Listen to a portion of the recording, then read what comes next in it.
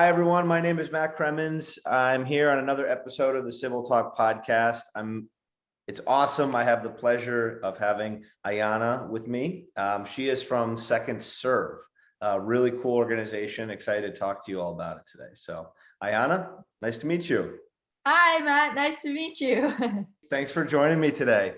So really excited to talk about Second Serve. Love your guys' mission. You are a San Diego-based nonprofit, correct? Yes, our mission is to give gently used tennis equipment a second chance to serve under-resourced communities all around the world. So we are a fully youth-run nonprofit, and it's really been amazing to see the impact that us as kids can make on the world. Incredible. And how did you guys start the organization, and what was sort of the inspiration for starting Second Serve? Well, first, there's kind of two of them. So first, my sister and I have seen a lot of diversity and inclusion on the professional level, like the Williams sisters, Sloane Stevens, Madison Keys, and, everybody kind of has their chance to shine. So we wanted to make sure that there was that same level of inclusion on the grassroots level. So we know tennis kind of has an elitist barrier. And so Second Serve is really working to try to break down that barrier and give everyone a chance to play this amazing sport. And so basically, it's kind of a funny story how we started. One of our old coaches, he is really sweet. His name is Eduardo. And he has a tennis program in Mexico, just across the border from San Diego. And he came to us and he asked if we had any equipment for the kids there. So he said, there's a lot of kids there and they love to play, but the main thing that's keeping them from playing is the equipment. This equipment can be really expensive. And so we were obviously like, yeah, like this is definitely something that we could help with. And I think that's really opened a lot of doors for us because we never really realized how many people needed equipment. And so I think it has really changed like our thinking from an attitude of like, the world's kind of around us to more of an attitude of like giving and, giving back to the community that has given us so much. Yeah, helping others. I Yeah. love that. And helping people who may not have the financial ability to play the sport. I love that. How did you get into tennis in the first place? And I'm just curious about your background a little bit. Yeah, so I've been playing tennis since I want to say 9 or 10, so like 5, 6 years. And I really love it. And I think the main way that I got into it was watching my sister play. I thought that it would be really fun to, have something that we could share, be on the court together, kind of always have something to improve on. So that's kind of how I got into it. But I really love it. I enjoy it, and it's my favorite thing in the world to do. That's amazing. Okay, so it's you and your sister. It's like the Williams sisters again. Yeah. I love that. You mentioned the Second Serve is an all youth run organization. So what does that mean? Yeah, so well, it started with just my sister and I, but we had a lot of our tennis friends here in SoCal. They Okay. came to us asking how they could help. And so we have now grown our team to over 100 young leaders that have come. It's been really, really amazing to see that us as youth, as I said before, can make such a big impact and help these young leaders realize that they have a real potential to lead and that they don't have to be older to help the world and give back. So yeah. Very cool. What do they do to help? Are they collecting equipment? Are they raising awareness? What do you ask them to help you with? Right now we actually just split the organization into 3 parts. Okay. So one of the problems that well, I guess it's kind of a good problem, but one of the things that we ran into was that we had a lot of equipment coming in and not enough places to donate it. Okay. So we just split the organization into 3 groups. The first is collecting equipment. So we have our team members in this role set up donation boxes at their local country clubs, tennis shops, anywhere that people who play tennis go, and they just drop off their equipment in the box.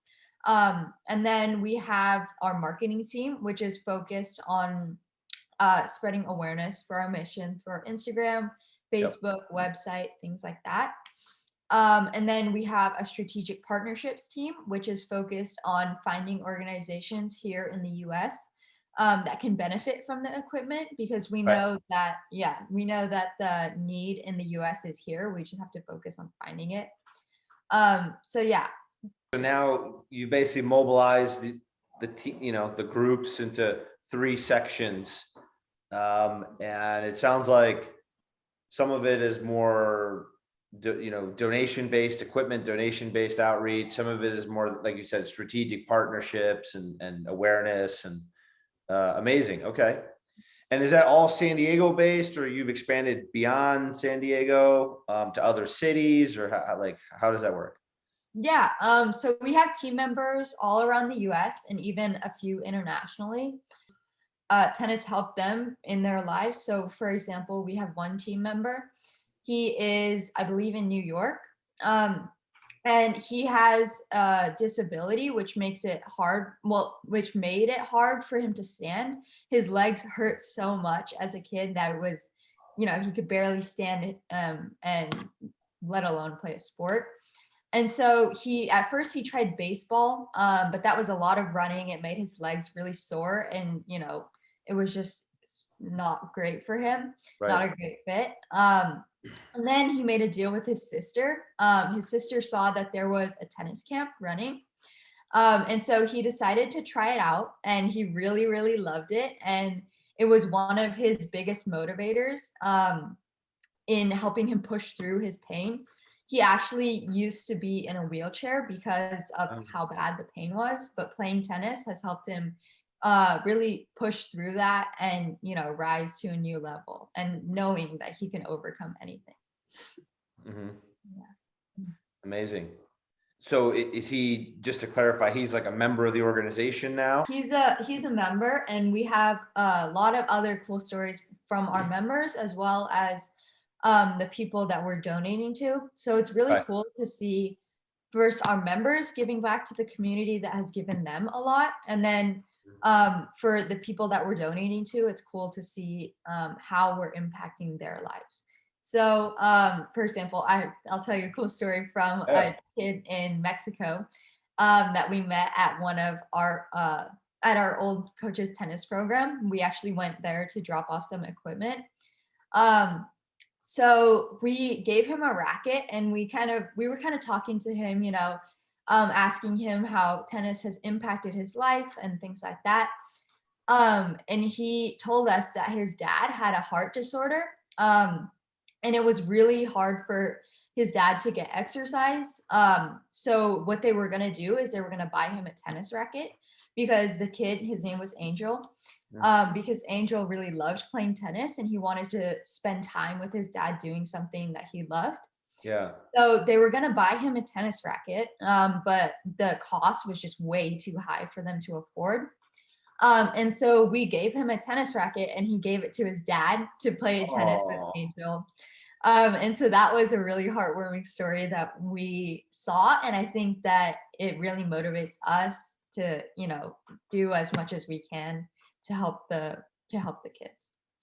Oh, that story is, warms my heart, right? And it speaks to the brand, right? It speaks to Yeah. what you're doing and the human element of it. And when you talked earlier about, when people don't have the ability to play, right? It's exactly like that situation right there. Like I think that we feel that equipment shouldn't be the thing that's holding them back from playing a sport that they love, from, doing their, it's my favorite thing in the world to do. And I feel like it shouldn't be something that's holding them back from doing their favorite thing in the world. Mhm. Yeah. Yeah. So it seems like there's many ways that people can get involved with Second Serve. So if someone wanted to be a member of the organization, like how does that process work? Yeah. So we have on our website, it's www.secondserve.org. We have a form that they can fill out. We're looking for young team members ages 12 to 17. who are interested in giving back, who love playing tennis, you know, just as we do. And there's just an application that they fill out, and then we get them started and get them rolling. And yeah.